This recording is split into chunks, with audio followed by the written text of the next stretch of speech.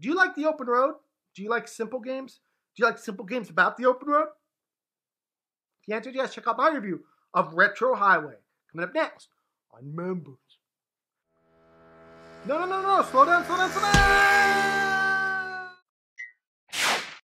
Hi everyone, Mumbles here. Today we are reviewing a game that takes you back to simpler times. Times when games weren't so complicated.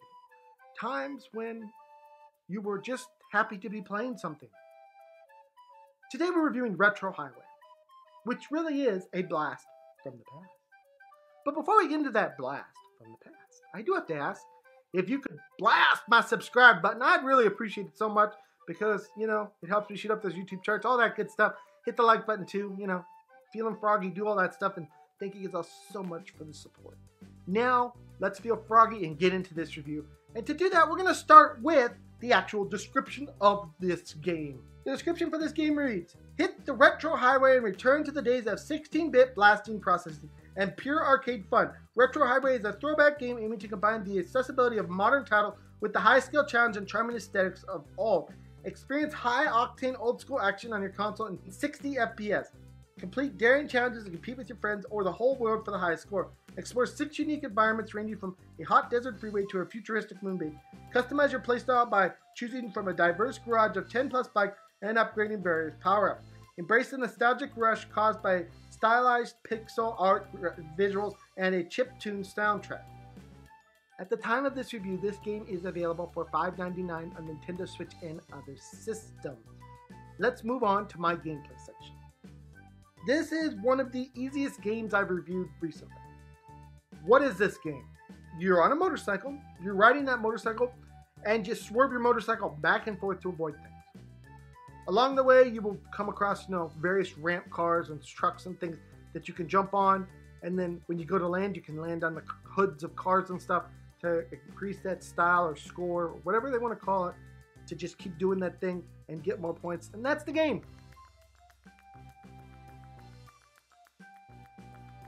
So now we come to the con section. And the first con is that this game isn't anything we haven't seen before. As I said, it's simple, it's easy to understand, almost to a fault. They very much embraced what they were doing here with this game. I don't want to, bash on that, but it is exactly the game that you're seeing here. So, nothing we haven't seen before. Now we come to my all-important score section. What is this game going to get on today's episode of Mumble? One thing I want to say before I give any kind of score for this game is that this game, the way they built it, the way they made it, how they aimed for what they were trying to do, they achieved it. They achieved this game perfectly.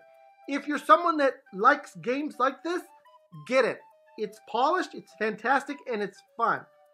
If you're looking at this from a broader sense, like, other games that I've reviewed this year, and you're comparing them to games like that, obviously you got to understand it's so simple of a game that it's not going to draw high scores out there. It's not a bad game, though. I want to stress, I want you guys to understand, it is not a bad game. It's fun when you're jumping around and dodging cars and things. You get that little adrenaline rush.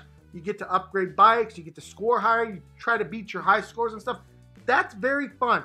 But when you compare it to other games today out there in the market, obviously it's not going to score well. If I could score this game just as did the creators achieve what they were going for, it would easily get a 10 because they achieved exactly what they were going for. They did it well. They did it with polish. They put together a nice game.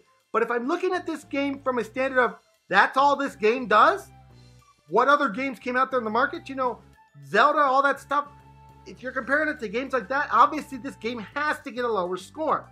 So on today's episode of Mumbles, I can only give this a 5 out of 10 when compared to other games. But when comparing it to only itself, I would say that this is a 10 game because they achieved exactly what they were going for. But my overall score today is a 5 out of 10. So when compared to other games, 5 out of 10.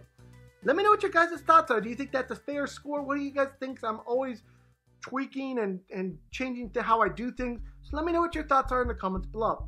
Anyways, guys, that's been my review of Retro Highway. I hope you guys all enjoyed this. Please smack that subscribe button, smack the like button, smack all those buttons, and I'll see you guys all in the next video. Bye, everyone. Take care.